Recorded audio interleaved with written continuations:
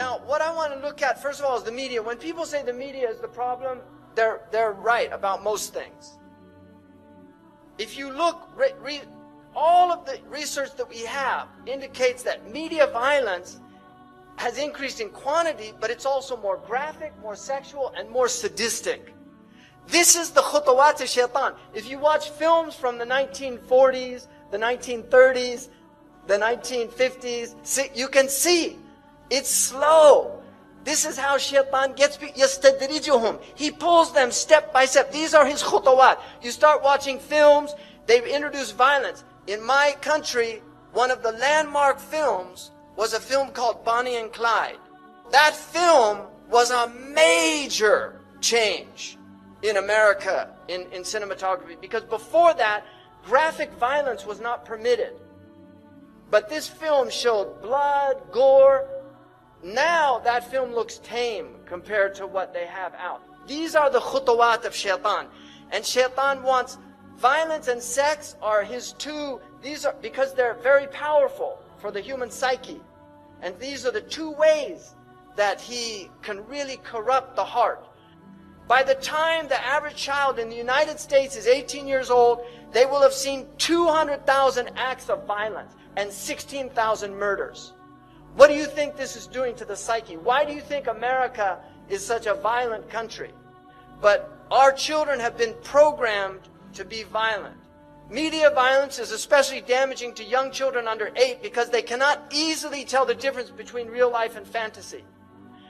The American Pediatric Association warns that children should not see any television now. This is a protocol from a few years back. They shouldn't see any television before the age of 3 because of the effects they know that it has. That was actually a compromise because the evidence shows that they really shouldn't be seeing any television while their brains are developing. You have so much children's violence. This is a cartoon for children. You know, this is traumatic for kids. Trust me. I have a person I know who was a child psychiatrist, and he told me he had so many children that had Disney film trauma. Every single Disney film has a dead mother or a mother who dies in the film. Why do they do that? It's traumatic. They know what they're doing. Disney is an evil empire. And this is not a joke. Disney is an evil empire. And why does Disney spread this global message out to turn little girls into princesses? You don't want a lot of princesses in a country. You want women that will serve, that will work, that will do things. They don't expect everybody to do it for them. The Disney princess is served. And all the children are little warriors. So they have this violent attitude. People have become used to the violence and the sex. And so films that would have gotten an X rating in the 1960s are now rated R. And now PG-13 is what used to have an R rating. Cartoons are very serious. This cartoon was done, it's for adults. The man that does this cartoon, literally, he's an atheist, doesn't believe in anything, makes fun of everything, cynicism, everything's a joke. Kids watch this show. It's a very sophisticated show.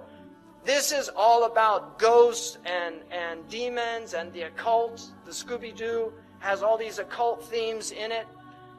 And then here's the father of the family, right? Homer Simpson. And there's his relationship with his kid, right?